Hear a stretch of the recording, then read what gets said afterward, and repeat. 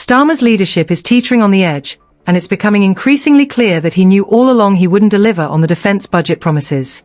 It's hard to swallow, but the reality is that he had enough advisors whispering in his ear to understand the situation. He implied that defense departments would receive a fair share of funding, that there would be new investments, especially considering the decline they've faced over the past decade. But let's not kid ourselves, he knew it wasn't going to happen. This isn't just a failure, it borders on dishonesty. The supporters of the Labour Party seem intent on undermining British heritage, and this isn't just rhetoric, it's a disturbing reality. People are growing weary of the current situation. Starmer, who once appeared as a dependable leader, is now losing support, even from within his own ranks. He stands on the brink of resignation, and the weight of this awareness is heavy. His grip on the Labour Party is slipping, and the facade of unity is crumbling. Behind closed doors, a troubling narrative is unfolding. Who among the party members is ready to challenge him? How unstable is his leadership? The internal conflicts are becoming evident, and covert leadership campaigns are already underway. While Starmer struggles to address the mounting national issues, some party members are quietly banding together, plotting against him.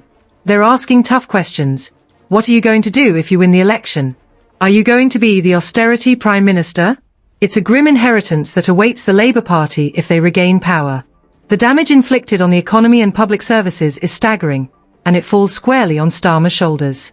He talks a good game about public services, but his track record doesn't inspire confidence. The economy has stagnated, and Starmer's vision for growth is laughable.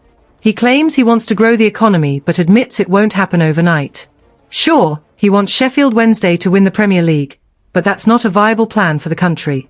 There are immediate changes that can be made, like revising planning regulations and rules, but it's clear Starmer isn't up to the task. The public is grappling with uncomfortable questions about the party's identity and vision for the future. The responses, or lack thereof, are deeply unsettling. This isn't merely a public relations issue, it reveals deeper concerns regarding Labour's stance on British culture and values. The cultural shift within the party is alienating its traditional supporters. Labour advocates for policies that sound great in academic discussions but fail to resonate with working-class communities. While topics like gender identity and climate change are significant, they're detached from urgent issues like employment, housing, and food security. The statistics are alarming. The number of asylum seekers in the EU could surge to around 180,000 a year. Starmer needs to understand the implications of these figures, yet he seems either oblivious or intentionally misleading the public. His tactics to secure votes are painfully transparent, and it's creating a rift with core supporters. The demolition of iconic buildings has sparked fierce debate, but Labour seems more focused on maintaining a progressive image than on preserving its legacy. Political commentator James Price highlights Starmer's misplaced self-assuredness. The decisions made by Labour are increasingly unpopular, and long-time supporters feel distanced from a party they once backed wholeheartedly. This is a recipe for disaster, especially with elections on the horizon. There's a palpable sense of unease within the party as discussions about its future direction heat up. Some members want to cling to the new progressive agenda, while others yearn for a return to foundational principles. Starmer's insistence that he doesn't regret his policies only exacerbates the situation. Meanwhile, the UK economy struggles with stagnation, job losses, and a cost of living crisis that is crushing working families. When pressed about immediate actions if he were to take office, Starmer fumbles. He talks about a £20 billion investment in public services, but can he really be trusted? Rumours are swirling that Angela Rayner is emerging as a contender for leadership, creating tension within the party.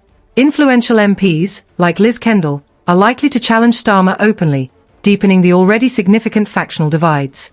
Andrew Marr, a former BBC political journalist, warns that disappointing results in local elections could trigger real panic among MPs, leading to factional manoeuvring within the cabinet. If Labour performs poorly in the upcoming elections, it could spark a vote of no confidence, and Starmer's position would be in jeopardy. The situation is dire. Public opinion polls reveal a staggering 60% of Brits are dissatisfied with Starmer. When you lose the trust of both voters and your own party, your time in power is limited. Investors are hesitant to commit funds, citing instability and a lack of confidence in Starmer's leadership. The so-called National Wealth Fund he touts will need real investment, and he conflates it with stability, two separate issues that he fails to grasp. Critics are accusing the Labour Party of short-sightedness, claiming they overlook the importance of preserving historic buildings in favour of demolition. This raises serious questions about the influence wealthy donors have on party politics. Are we witnessing a scenario where donor interests dictate Labour's direction? This internal conflict highlights a growing divide within the party. The modernisers are eager to transform Britain, but at what cost to cultural heritage? As Labour navigates this turmoil, they find themselves under unprecedented scrutiny. The pressing question remains, who truly advocates for Britain's working people? Starmer's leadership is fraught with significant issues, and the public's opinion is rapidly declining. If Labour continues down this path, the consequences could be catastrophic. The party's identity crisis is evident, and the upcoming local elections may very well determine Starmer's fate. In a recent interaction with voters, the anger was palpable. Pensioners, some who had voted Labour, expressed disbelief at the government's actions. The optics are terrible, and Starmer's perceived hypocrisy is becoming a serious liability. As Labour faces this identity crisis, the question of who genuinely represents the working class looms larger than ever. The party is struggling to rise to this challenge, and if they fail, they may find themselves in a position from which recovery is impossible. The clock is ticking for Starmer, and the coming months will reveal whether he can salvage his leadership or if Labour will spiral further into chaos. What do you think about this tumultuous situation? Share your thoughts in the comments and stay tuned for more updates.